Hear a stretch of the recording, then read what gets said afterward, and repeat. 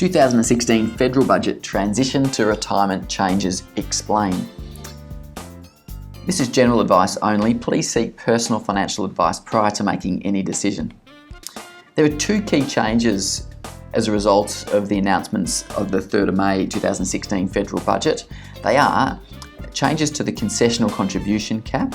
Now previously, those contribution limits were $30,000 if you were under 50 years of age and $35,000 if you were over 50 years of age.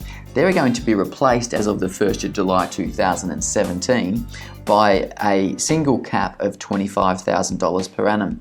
Now for the average person who's taking advantage of salary sacrificing or contributing to super at those limits, it will mean about $2,000 of lost tax savings.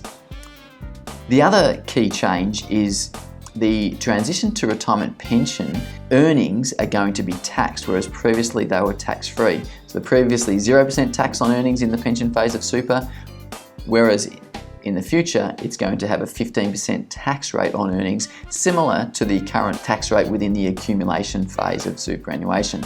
So as a ballpark figure, with $100,000 in your pension phase of superannuation, that might mean that you'll miss out on about $750 of tax savings. So for somebody implementing a transition to retirement strategy currently, they're likely to miss out on at least $3,000 of savings as part of the changes that are announced in the budget.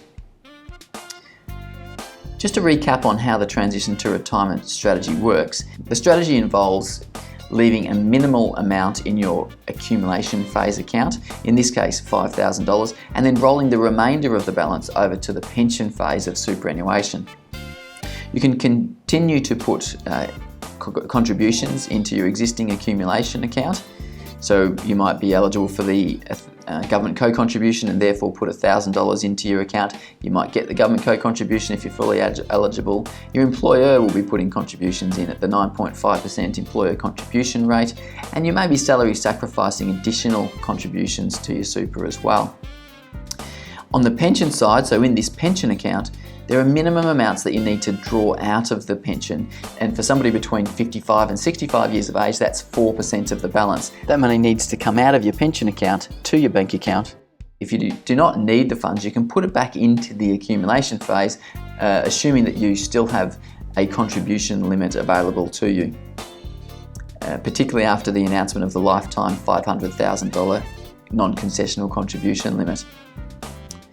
You should get some earnings growth on your accumulation account with the money that's in that account, and you should get some earnings growth on the pension phase as well. So how do the changes announced in the federal budget impact the transition to retirement strategy? There are two areas. Firstly, salary sacrifice contributions are going to be reduced by $10,000 for somebody over 50 years of age, and therefore their tax savings will reduce by $2,000 per annum.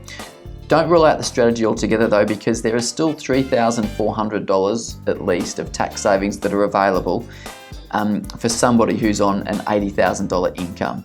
So don't rule out the strategy altogether. It's just that the benefit of the strategy is going to be reduced over time. It's just that the benefit of the strategy is going to be reduced from the 1st of July 2017.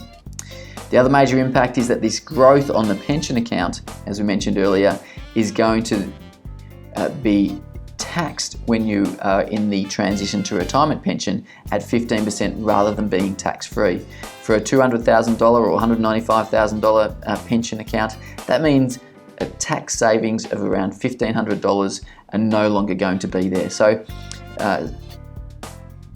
this could be considered a typical transition to retirement strategy, and therefore the benefits are going to reduce by around that $3,500 or even more if your transition to retirement pension balance is larger than that $200,000 here.